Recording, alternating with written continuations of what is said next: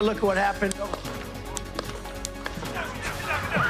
Breaking news, an attempted assassination on Donald Trump at a campaign rally. The former president rushed to the hospital. At least one spectator attending the event dead, 2 others in critical condition. Our hearts go out to the victims of this heinous act which occurred today.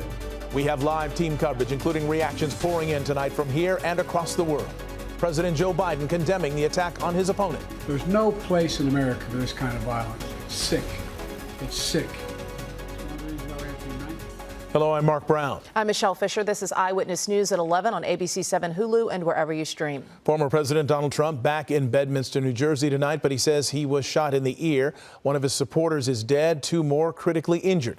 A short time ago, we learned the identity of the gunman. He is a 20-year-old man from Bethel Park, Pennsylvania. We began our team coverage at 11 with Eyewitness News' Jory Rand. He is here now with all of these late-breaking details tonight. Guys, there was a time not too long ago when these kind of attempts were pretty common, happening every few years, but it has now been decades since we have seen in the United States an attempt on a president or former president, let alone one who is running again for the presidency as Donald Trump is. But today, that violence playing out at a field in Butler County, Pennsylvania, north of Pittsburgh.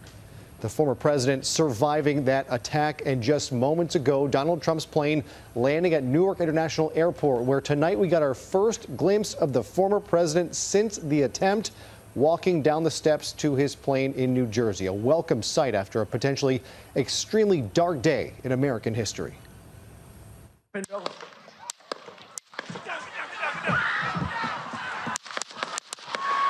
An assassination attempt on former President Trump at a rally in Butler, Pennsylvania. Multiple shots fired from the roof of a building outside the security zone.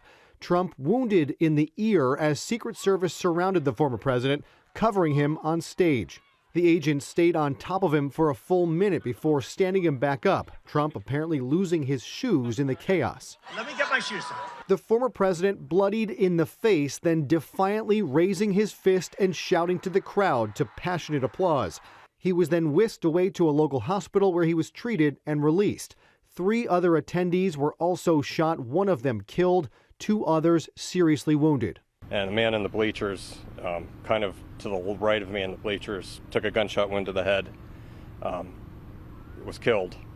And another woman, I don't know exactly where she was in the bleachers. I think she was either behind me or to the right of me. She got around she got hit in the forearm and hand, it looked like. In the video, Secret Service is seen reacting to the shooting.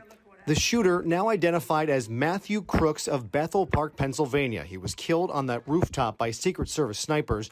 We're now waiting to see what his motivation was for the attempt. In a statement, former President Trump writing in part, "It is incredible that such an act can take place in our country. I was shot with a bullet that pierced the upper part of my right ear. I knew immediately that something was wrong and that I heard a whizzing sound, shots, and immediately felt the bullet ripping through the skin."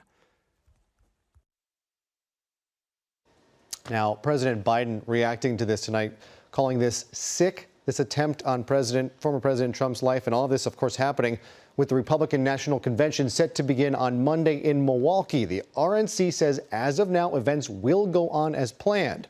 The White House announcing tonight President Biden did speak with former President Trump, but they released no details about their conversation. We, of course, live in a country with a long history of political assassinations and attempts, from Abraham Lincoln to John F. Kennedy to Robert Kennedy here in Los Angeles.